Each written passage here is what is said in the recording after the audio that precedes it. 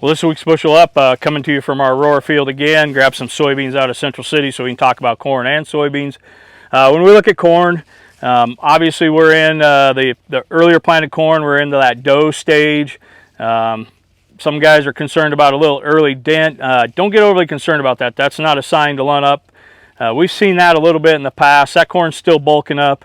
Sometimes it's just that corn trying to keep up with itself that we see that. When we look at corn watering, definitely with the heat turning back on here today and through the weekend, we're looking at 30/100ths to maybe 0.33 inches of water, crop water use. So, you know, we definitely don't want to run up. We look at corn right now here at Aurora. We're putting our final fertigation pass on with some Pivot Max, getting some additional N, P, and K out here through our pivot. When we look at corn right now, our peak uptake is on phosphorus as we starch up these kernels. Phosphorus, nitrogen, obviously we want as much sunlight as we can, and we got to keep the water to it. So those are the key ingredients right now. We really want to pack as much test weight on, and that's our strategy here. When we look at soybeans, this is the one that I say this time of the year, if I could drown soybeans, if I could have them sitting in water, I would love to, because we look right here, we've got all kinds of pods. I love the pod set that I have, but I'm starting to fill a lot of beans, and I've got a lot of beans that I'm trying to put moisture. I'm taking up a lot of potassium right now, hoping that I got good nodulation and my little bit of nitrogen supplemental that I put on is kicking in, because we really want to keep this bean size and push for yield. So when you look at beans, we're looking at 0.33 to maybe 0.35, maybe even a little stronger than that. So we got to focus on the beans, put the hammer down. Hopefully you've got a good profile and you've been keeping up.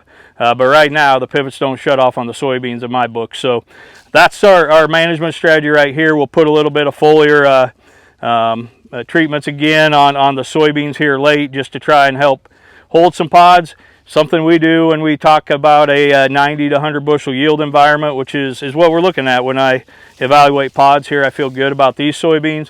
You know, I've been in some other soybean fields that, you know, we probably just need to live with what we've got, take care of it, get those 70, 80 bushel yields. But when we're pushing the envelope, we can do some Pivot Max, we can do some potassium through the fertigation.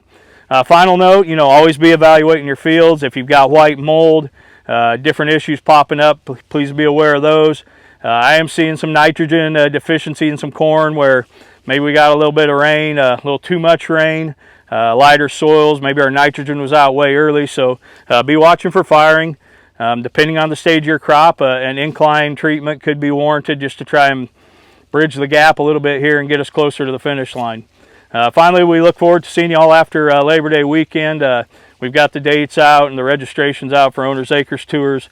We'll talk in future weeks about some of our key topics, but we really want to share what we've been implementing out here, and most importantly, how do we apply it to your farm and help you be efficient and raise the bushels that you're shooting for. With that, stay safe, and we'll see you next week.